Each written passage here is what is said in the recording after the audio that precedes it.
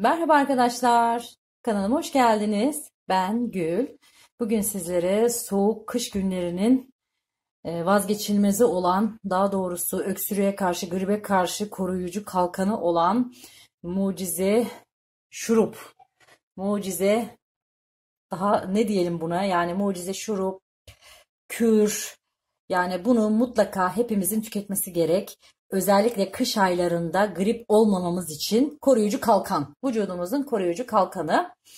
Bunun için malzememiz bir adet limonum var. Bir adet şöyle kök zencefil kullanacağım. Güzelce soyacağım. Ve tabii ki vazgeçilmezimiz bunun ana maddesi olan balımız var. Ve bir de böyle yapabileceğimiz koyabileceğimiz bir kavanozumuz var. Boş temiz bir kavanoz. Öncelikle arkadaşlar bunu güzelce soyacağım. Öncelikle arkadaşlar zencefilimi soymakla başlayacağım. Zencefilimi güzelce soyacağım. Dilimleyeceğim. Sonra limonumu dilimleyeceğim. Dilerseniz rendeleyebilirsiniz. Ben tabii doğrayacağım. Bir de çubuk tarçın kullanacağım. Siz isterseniz kullanın, isterseniz kullanmayın. Ben çubuk tarçın mutlaka kullanacağım tatlandırma açısından. Tarçının da çok büyük bir etkisi olduğu için limon zaten C vitamini, zencefil zaten kış ayların vazgeçilmezi. Özellikle kış gelince ben bunu evden hiç eksik etmiyorum. Detoks sularıma da karıştırıyorum onu. Suyumun içine bir adet dilimliyorum limonla birlikte. Tüketiyorum zencefili. Ya öksürüğe birebir. Çocuklara hemen ilaca başvurmayalım. Hemen ilaç vermeyelim. Mümkün mertebe. Mümkün mertebe evde doğal yollarla iyileşmeye çalışalım. Tabii olmuyorsa, geçmiyorsa muhakkak bir doktora gidelim. Doktorun verdiği ilaçları düzgün ve düzenli kullanalım. Ama bunu kullanırsanız da mümkün mertebe grip olmuyorsunuz. Gribe karşı koruyucu kalkan. Özellikle çocuklardaki bu kuru öksürük için birebir. Günde bir veya iki kaşık tüketebilirsiniz. Biz bunu günde iki kaşık bir sabah bir akşam tüketiyoruz. Ve bunu 2 ay boyunca buzdolabında koruyabilirsiniz. Hiçbir şey olmuyor. O zaman ne yapalım? Uzun lafı kısası hemen tarifimize geçelim arkadaşlar.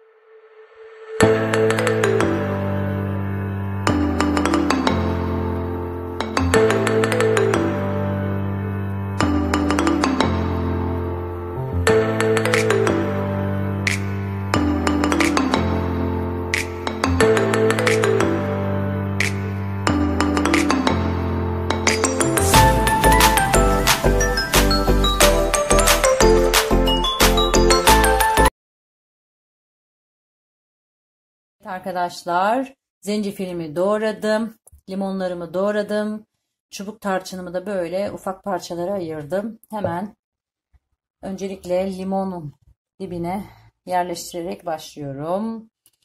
Ve köşelerime şöyle zencefil, hemen şöyle kavanozu yanıma alayım, daha rahat yapacağım.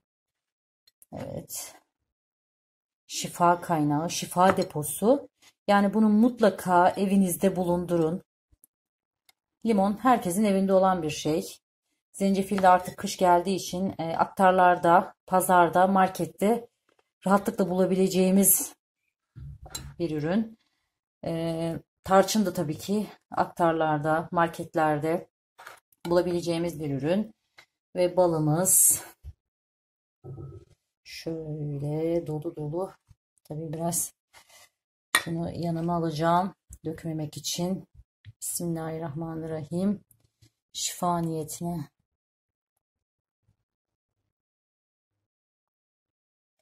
Şifa kaynağı.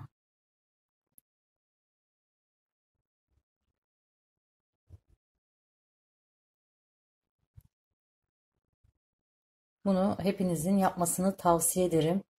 Evinizde bulundurun mutlaka.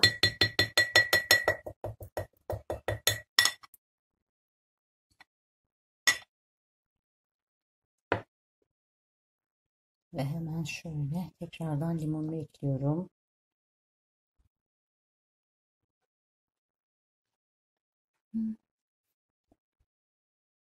Şöyle aralarına birkaç parça çubuk tarçın koyacağım.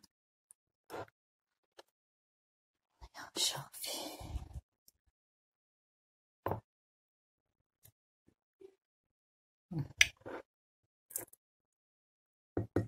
Ve balda da tabii ki tahta kaşık kullanıyorum. Balın etkisini öldürmemesi için, etkisini azaltmaması için.